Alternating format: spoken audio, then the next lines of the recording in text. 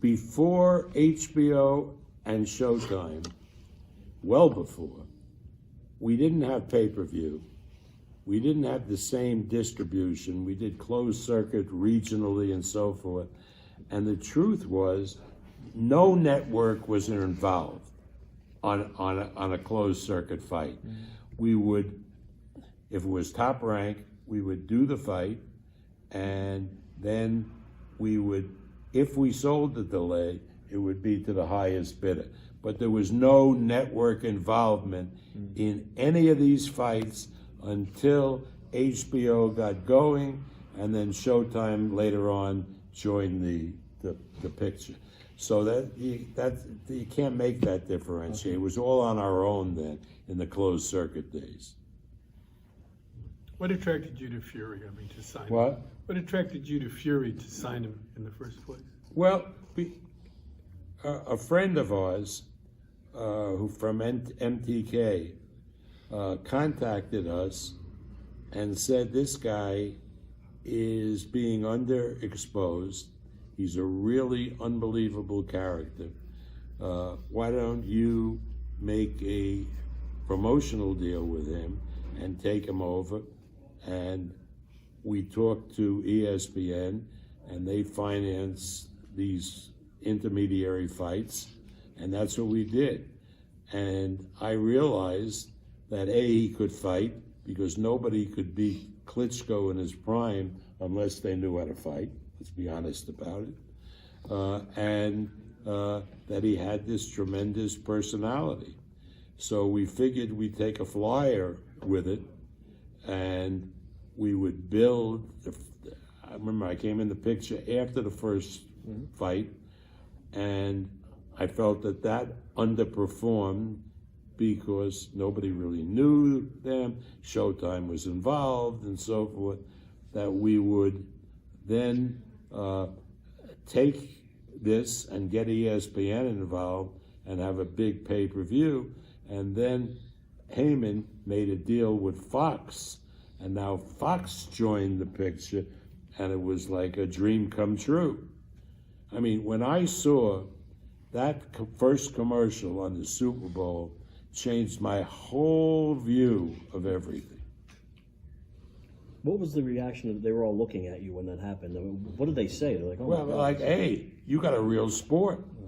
You got a real sport. This is Major League. This is Major League, right? I mean, and it's true. The message out there now is that boxing is back and it's a Major League sport. Because what else is verification having two of the major networks and two of the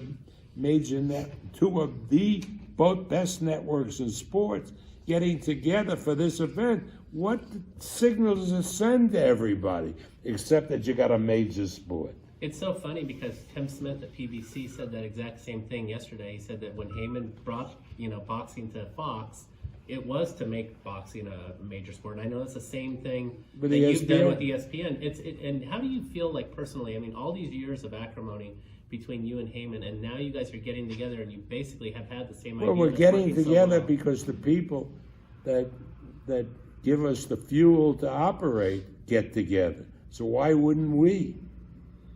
I mean, does ESPN want to hear that I'm not going to do a fight because Haymon is Fox? No, they want to do the fight. Bob, can you comment on this? Conor McGregor fight, UFC last time sold over 1 million pay-per-views. Right. They paid, I think, $65. Did that, in the era when you have DAZN and all that, and the streaming services where the fights aren't as expensive, the fact that they sold 1 million at $65, is that encouraging to you given the pricing of this one? Yes, because, again, we look at the DAZN model, and it makes no sense. In other words, I've talked to the DAZN people. John Skipper is a very close friend of mine. So I told him, I said, no, you're doing it wrong. Have like $8, $9 a month for the regular stuff, and then do it like ESPN Plus. When you get a big Canelo fight, charge pay-per-view prices. And if you want do like ESPN Plus did, keep it all in house and do over 1 million buys on ESPN Plus. That's amazing, and I think you're going to see that happen on the Zone. That's the way to do it. Now, Iger made on the conference call, he talked about how UFC had added all these, subscriptions with McGregor and everything. Do you feel like that'll be the next step for pluses with this fight, where they'll step forward because of people that are subscribing on this fight? The difference between this fight and the McGregor fight is that McGregor was exclusive to ESPN Plus, and this isn't. Mm-hmm. So obviously, it won't have anywhere near the impact on ESPN Plus that fight did.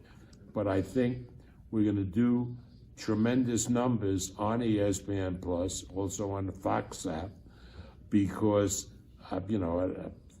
everybody's been explaining to me how so many people are cutting the cord and they don't have either cable television anymore or DirecTV or Dish.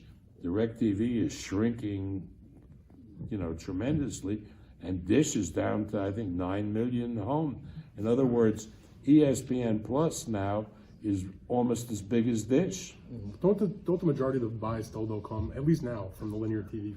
We don't know. That was absolutely the case. We have to see in this fight what the ratio is, and that's what the cable systems and DirecTV are telling us. Yeah, it's great, but how much are we going to be cannibalized by the streaming service? We don't know this. We're entering into a new era. So I can't project.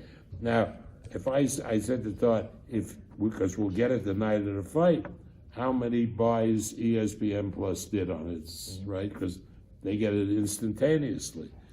And let's say it's a really good number. You can't project from that number. Yeah, because you don't know because we don't know what's happening on the linear. Right. You knew in the HBO pay-per-view model, you knew kind of where the customers were going to come from, West Coast and all those specific things. Now that you're in an era where a lot of people are buying it digitally on apps, is that changed, and can you identify where the customers are as much now and then market toward that? Well, I think the answer is yes, because if I think ESPN Plus and Fox would be willing to share that information. The reason why before we couldn't get that information is with the DirecTV would never tell us where the buys were coming from. We got it because cable systems were in certain areas, so that way we knew. Now I think we'll be able to also get that information. Well, Tyson has been saying that he's going to bring the fight to Wilder in the beginning of the fight. How dangerous do you see that for him? It's the way. Listen, why is Wilder such a dangerous opponent to face? Because you can beat him 11 rounds, the first 11 rounds, and then he can land that punch in the 12th round. So the way to protect against it, and it's sure everything is dangerous in boxing, is to go after him and beat him up and hit him in the ribs and so forth, and sap his strength and his ability to throw that big punch that could knock you out in the late rounds. And I think if you're doing that, you have a chance to knock him out. But if you don't knock him out, you've wounded him enough so he can't hurt you later on. I think that's the strategy. That seems to me to be the strategy. I don't know. But Deontay Wilder, did you rate his chin at all? He got kind of touched up by Ortiz in her first fight, and he was able to recover from it. Do you think that he'll be able to withstand Fury? Well, again, it's a different. Fury is not going to knock him out with a 1-2 punch or one punch.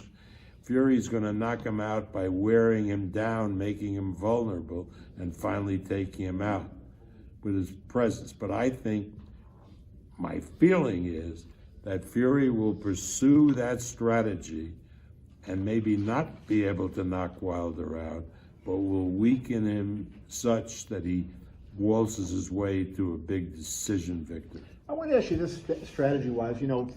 talk about the boxer versus the puncher, and I thought of Ali and Foreman when they fought, and everybody thought of Ali was going to have to box and move and everything, and he fought that different style. Are there any parallels with Tyson and Ali in the sense that Ali was the boxer and then he ended up, kind of standing there in front of him? And Yeah, but